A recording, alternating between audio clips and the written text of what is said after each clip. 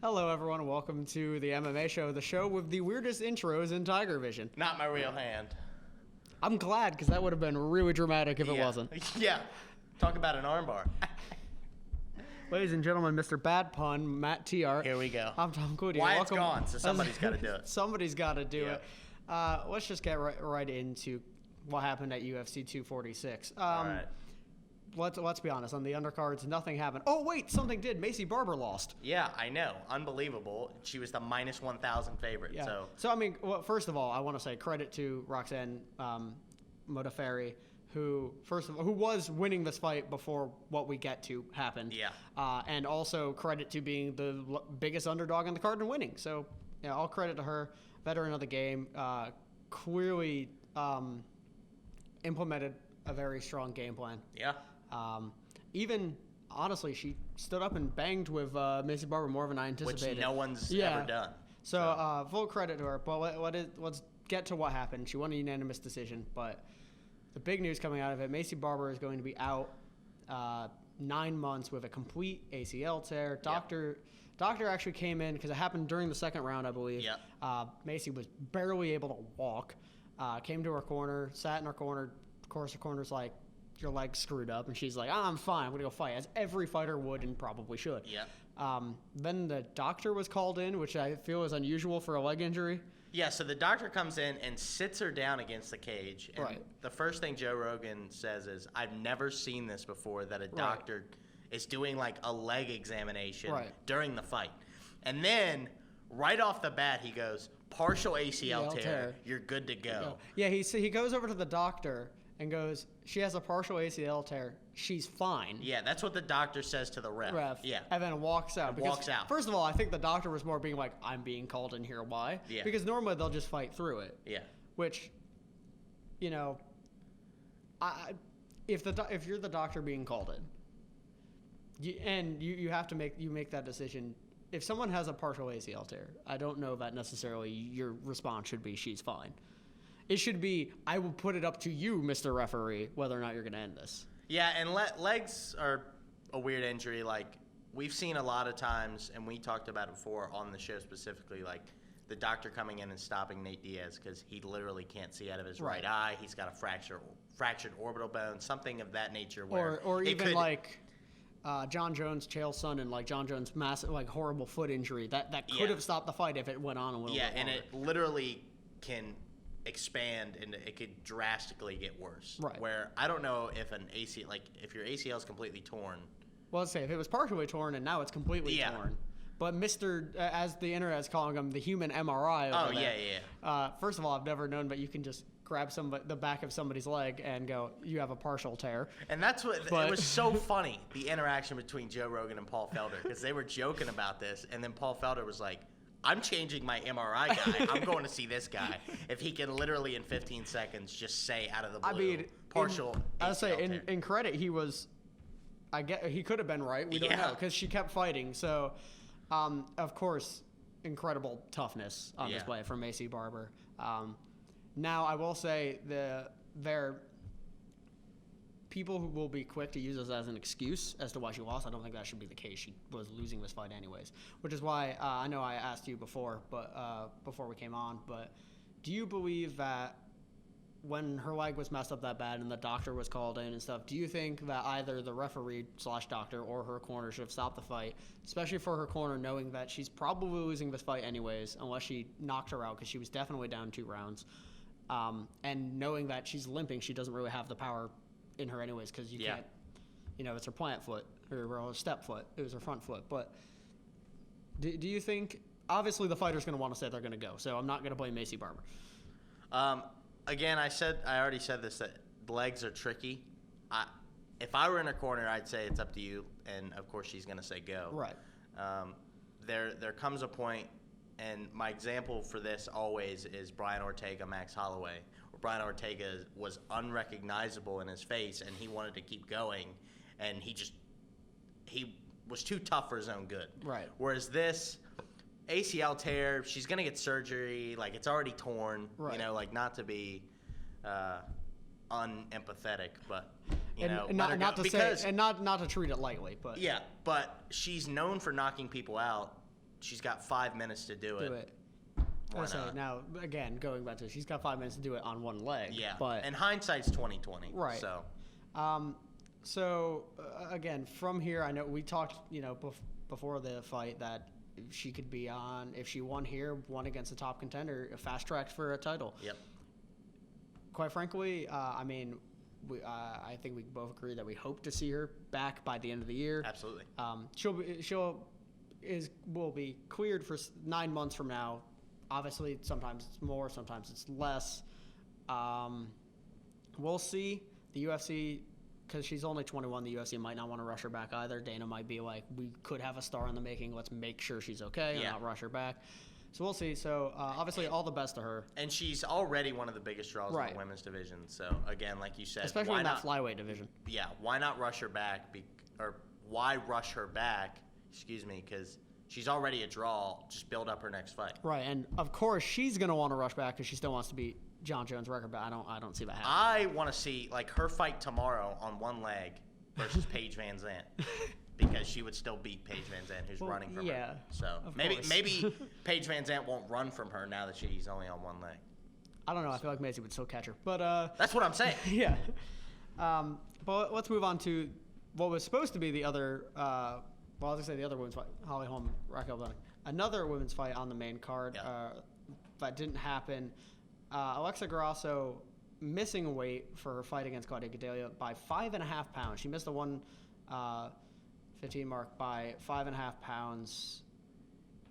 She said she's probably going to move up now, which I think that's got to be the right choice. If you can't make it by 5.5 pounds, you have to move up to flyweight. 5.5 pounds? Are you kidding me? Right. How at any point in your training camp do you say, I'm close enough to make weight? Right. 5.5 pounds on fight, like the day before the fight, is unacceptable. Right, and I feel like this is in a way highly disrespectful to Gadelha. Oh yeah, because absolutely. They could have earlier in the week, and obviously, first of all, we've never cut weight, so let's not. We've never done a UFC weight cut, right? Yeah.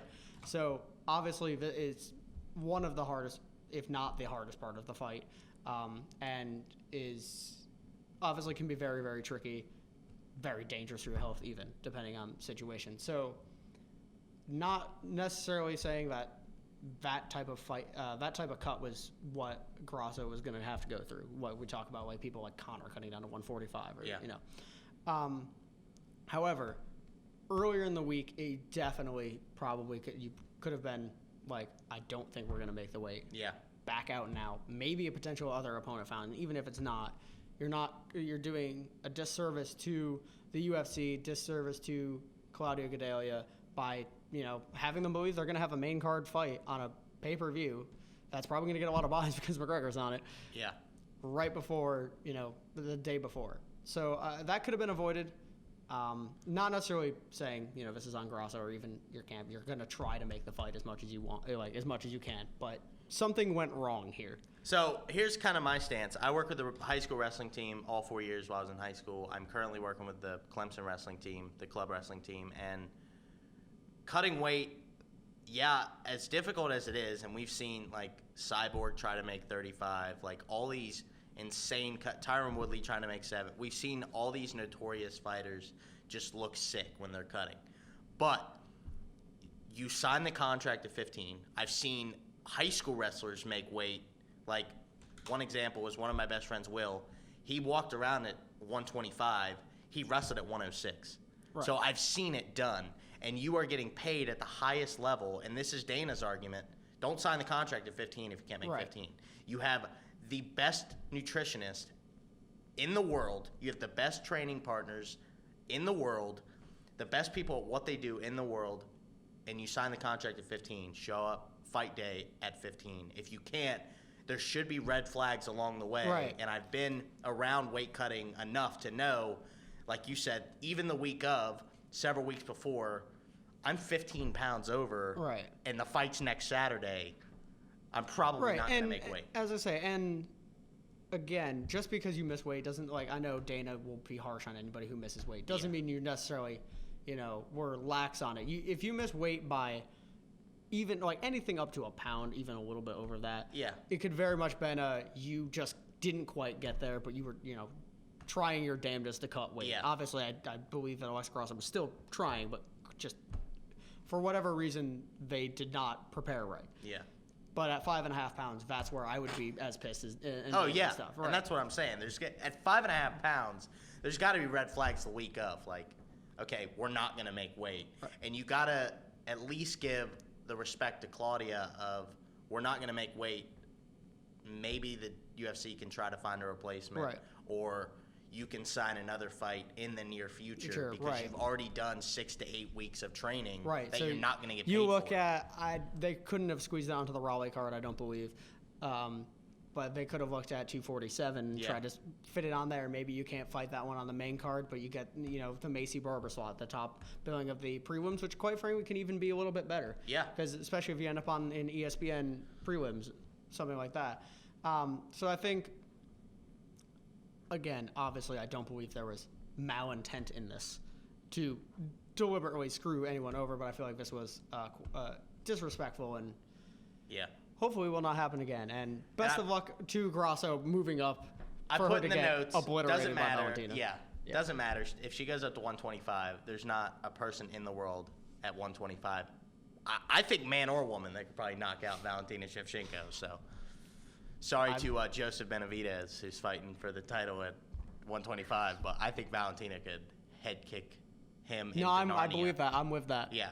So that's not a hot take to me. I believe that. All right. Let's get on to the main event, however, which wasn't much of one in fairness.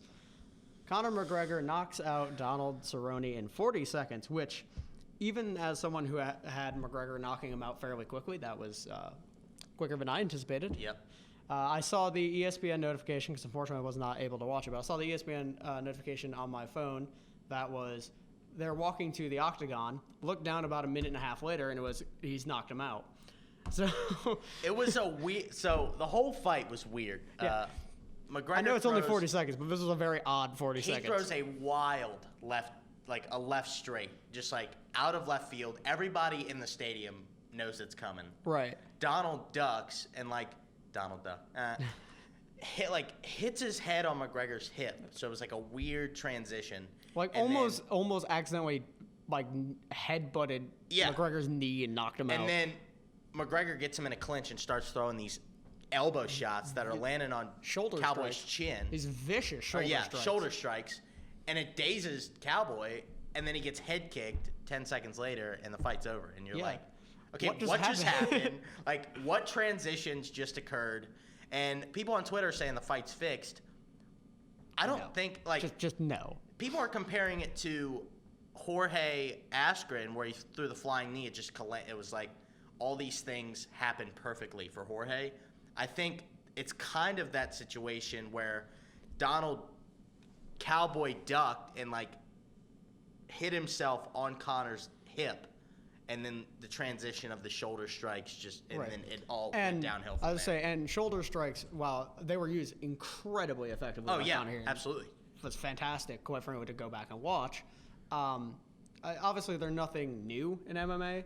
People from the clinch will throw shoulder strikes all the time. It's just the effectiveness of it was astonishing. Yeah. I've never seen someone throw a shoulder strike that I would believe if I got hit with that, I would be seeing the ceiling. Yeah. And Conor even said that he really wanted to knock out Cowboy with a head kick because that was kind of Cowboy's plan. Yeah. So, look, I'm not the biggest fan of McGregor, but he went out and executed his plan perfectly. That was about the best knockout you'll see because nothing went wrong for him. Cowboy landed 0 strikes. Yeah, first time in his illustrious career. Oh, yeah. He's a Hall of Famer. He's not landed a strike. Yeah. And so, obviously, we touched on the people on Twitter saying it's fixed. No.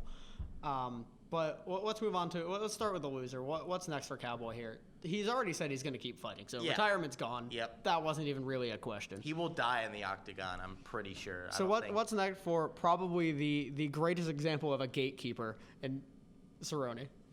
I don't know. Does he? Obviously, he's not going to stay at 70 because he says he has unfinished business at 55. But let me pull up the rankings while we're talking about it. I do want to point out that Cowboy is the perfect example of humility and humble in defeat. Very quick to like give all the credit to Conor, and I love it. That's why everybody loves I was saying even Cowboy. after they to throw it the other way, given what we've seen of Conor in this fight camp, it was very bizarre, very oddly respectable. But that continued after the fight until we got the microphone.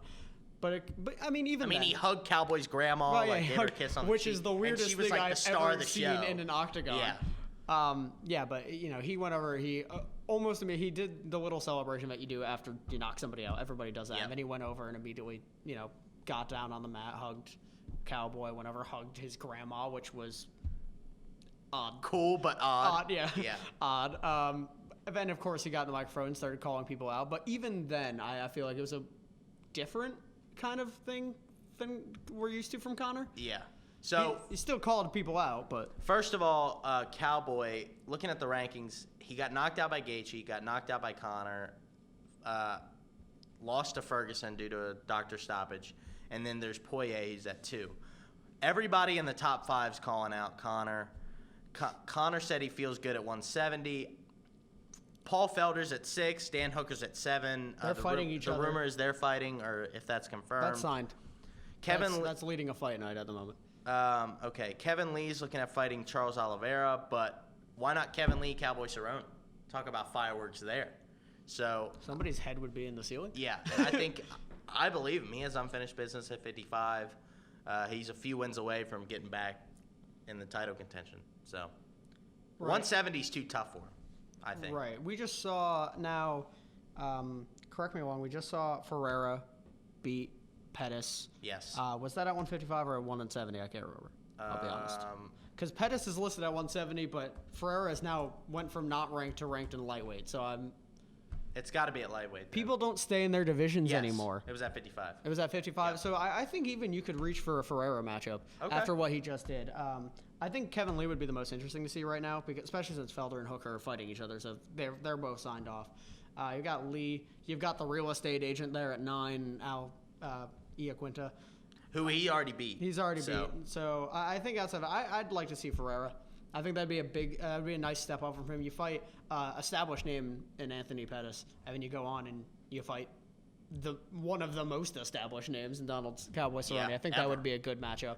He could bump up and they would obviously be on similar schedules. He could bump up, make it interesting. He could fight Wonder Boy. That would be fire. Like, talk about the crowd that would draw.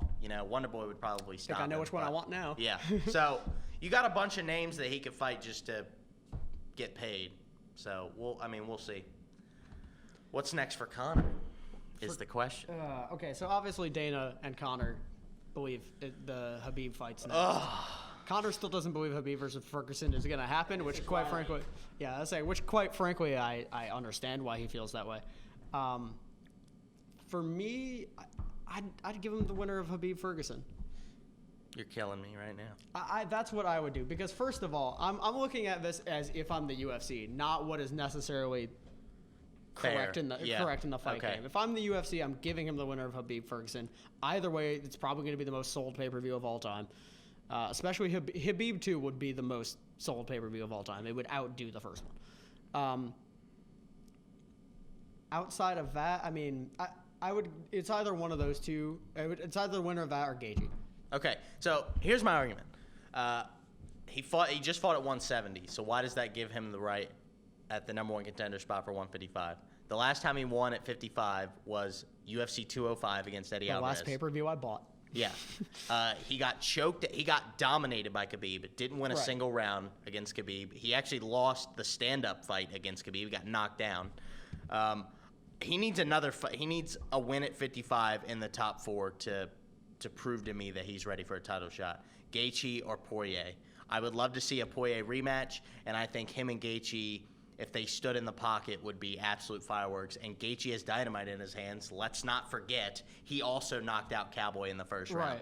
And he's on a 3-fight win streak. So, and Gaethje's being overlooked right now, and it's really irritating me, because his only loss when you look at the rankings in the lightweight division is Poirier, who just lost his title due to rear naked choke.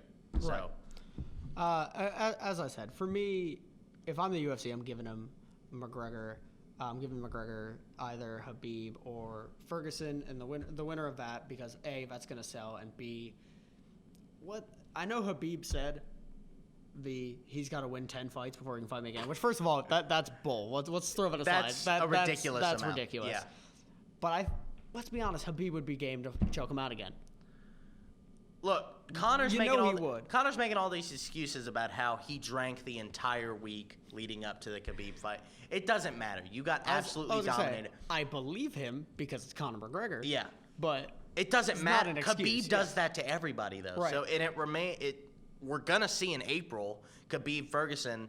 Like Dana already said, Khabib Conor 2 is next. Okay, well, what about Tony Ferguson? He's on a 12-fight win streak. If Ferguson wins, he is world class at jiu-jitsu. Like, Khabib could get in trouble on the ground, which we've never said before. Right. So, if Dana believes that Habib McGregor 2 is what's next, either he has to stay true to his word and Habib win or loss faces McGregor, which that's ruining how well that's going to sell, quite frankly. It still will sell well because it'll still be an entertaining fight.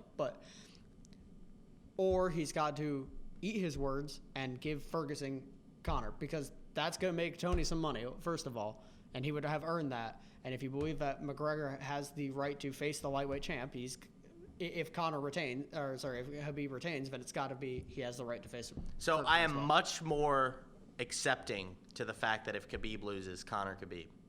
Because right. And then you can throw in Gaethje or Poirier against. Yeah, but I personally believe Khabib's on the right that if he does lose, he gets an immediate rematch. Right. He's 29-0. He's been, other than John Jones, who has had his own battles, is the most dominant champion maybe in UFC history. I mean, he's dominated everybody. So the thing going for the last thing I want to touch on this is the thing we've seen is this is supposed to be a different Conor in the fight, in the build up in the camp. He talked about him drinking and stuff, and if that is true, and I wanted to see if that was true in this fight against Cerrone, and even though he knocked him out in 40 seconds, he didn't prove it. Yeah, that fight was almost too quick for McGregor's own good. Yeah, because he didn't get to actually. First of all, it was just weird, but second of all, he didn't really get a chance to prove that he would, could stand there for at least a full round, just standing and dominating Cerrone. Stand up. Obviously, he wouldn't have taken him down. Yeah. Let's be honest. But if he could have dominated Cerrone for a full round and then knocked him out, or knocked him out 4 minutes in, or something like that, and proven and didn't look even the slightest bit. Wow, I cannot English today. You're good. Out of breath or gassed at all, because that is Conor. I think it's overblown, but Conor has shown he has a reputation for gassing in the late rounds. Yeah. I think it's a little overblown, but he does. It's warranted. If he could have at least stand and dominated Cowboy for a little while longer, I think that would have shown a little more why he deserves to get a rematch. Yeah. Because if he truly has, this is the best McGregor we've ever seen, and he's cleaned up his, antics during fight week, at least during the camp and stuff, and he could become much better, then that fight versus Habib becomes a lot more interesting and a lot more terrifying from Habib. Yeah. But we don't know that. And Joe asked what's next, and Conor said line him up, and he said he feels really good at 170. They're talking about all these rumors coming out. They're talking about Jorge next. Jorge is just way too big for him. I think Jorge would demolish him. Yeah. Usman's hurt, so you're not going to throw him in with Colby Covington because he would just dominate him on the ground like Khabib would. So, and the one interesting rumor is that there's a two-fight deal with Terrence Crawford, one MMA, one boxing, and talk about fireworks on that. I think that would be the most interesting. Yeah. But and apparently Floyd's in money trouble again, which right. is ridiculous because you just made $300 million 2 years ago. The money team. Yeah, but so maybe McGregor, Mayweather too. Which Conor said he originally said would have to be MMA, but now he seems to think he would box with I think Conor would do better. Or Pacquiao. Oh. That's the other name that has been thrown out. Right. I have to put it here for the fact that it has been mentioned. Let's move on. And including by Conor himself. I would not want to see that as a Pacquiao fan. But Pacquiao would destroy him. What are you talking about? No, he's a world champion. Yeah, but it would still not be entertaining. Oh, yeah, that's true. All right, moving on to this weekend, All right, not too far from here. UFC in Raleigh on ESPN Plus. Unfortunately, didn't make the main network, but it's on ESPN Plus. Co-main event. Do we have room in the budget to go? It's like 4 hours away. RDA versus Chiesa. Chiesa hasn't lost at 170. RDA 3-3 at 170. It's very interesting that both guys are not fighting at their starting weight class. Who do you think this means more to, and who do you think will win? Okay, so I want to point out, I wrote in the notes because this is so important. Chiesa's undefeated at 170, but his wins, who were they? I can't remember the first one. You can't name them. That says enough. No. The second one was Diego Sanchez, and I can't remember who the first one was. That's why I was like... And Diego Sanchez is 900 years old. I forgot he was still fighting. Yeah. I remember when he used to fight Joe Carlos Stevenson. Condit. He submitted Carlos Condit in his Right. welterweight debut. RDA is 3-3 at 170, but his 3 losses are Leon Edwards, who's on an 8-fight win streak, Kamaru Usman, who is the champ right now for a reason, and Colby Covington, who just lost a 5-round war against Usman. Those are 3. If there's top dogs. If there's such a thing as a good loss, he has 3 of them. So this is going to be interesting. Chiesa has something to prove by moving up. As I say, he's unranked at 170. Yeah, he has definitely something to prove by moving up. He looks great. Dos Santos needs to kind of get back in the win column. This will be interesting. I think Chiesa's going to win because he's hungrier. He's the young guy coming in. He wants to get ranked. He wants to put his name near the top heap at 170, which is such a stacked division. Right. And I think Dos Santos possibly the most stacked, maybe behind lightweight. Although those two kind of go back and forth between each other. I got Chiesa winning unanimous decision. I'm going to pick RDA. I don't think it's going to be a finish either. I think this one's going to go the whole distance. Okay. But I'm going to say RDA because to him, I feel like this wouldn't put him back in the title picture, but I think a win here would put him into a title eliminator for his next fight. You know what I mean? Because if your only losses are are the top dogs in the division, are the top contenders, and then you keep I guess stifling off anyone who challenges you from that point, eventually you're going to get the chance again. So I think this means a lot to him because I think if a loss here, and I don't think we see RDA ever really have a chance to fight for a title again. Yeah. So I think this one, quite frankly, I think this means more to RDA to me than it does for Chiesa, because Chiesa, obviously with a loss here, no one wants to lose, and that's not going to help you. But a loss, he's still undefeated at 170, so he can come back from that. Whereas RDA, you're going to have a losing record at 170. Granted, they're good losses, but... Interesting tidbit, Kevin Lee went up to 170 for one fight and got choked out by RDA. Went back to 55 and looks absolutely phenomenal. And literally scared me with how he murdered a man. But could RDA send Chiesa back to 55? We'll see. Maybe. I don't think he'll do anything that drastic. No. But Chiesa looks really good. I do think he'll win. Now to the main event. Oh, your boy, Curtis Razor Blades. He loves him. He's the GOAT. I like him as much as you like Conor. Wow, that's drastic. Yeah. Well, he didn't, throw dollies through buses or punch 61-year-old men, but... No, he did not. Anyway. Anywho. Curtis Razor Blades, number 3 heavyweight. Yes. Versus number 4 Junior Dos Santos. Yeah. This is a good fight. It is a good fight. It's the only reason I actually really considered going to Raleigh's, mostly because I want to see JDS punch him in the face a bunch of times. Let's go through the record. Blades only has 2 losses ever in his career. Both are to the hardest puncher in recorded history, Francis Ngannou. Plus, who doesn't punch as hard as Joe Rogan's kicks, though. That's true. Also, both of those fights were outside of the U.S., which means Curtis Razor Blades is undefeated when fighting in the U.S., which means I just jinxed him and he's going to get KO'd first round. But if he wins this fight, you got to throw him up there in the title shot. They're not going to fight him against Ngannou again because we all know how that's going to go. You can't lose. I think Ngannou needs Stipe, but Stipe DC3's getting talked about. So this will be interesting. But I think Curtis Blades KOs. Not submits him, not lies on him for 5 rounds. Knocks him out. All right. First of all, I can't bring myself to pick a Razor Blade, so I'm going to be completely biased and say I'm picking JDS to knock him out in the 3rd round. All right. However, I do believe that Razor Blades should be the favorite here.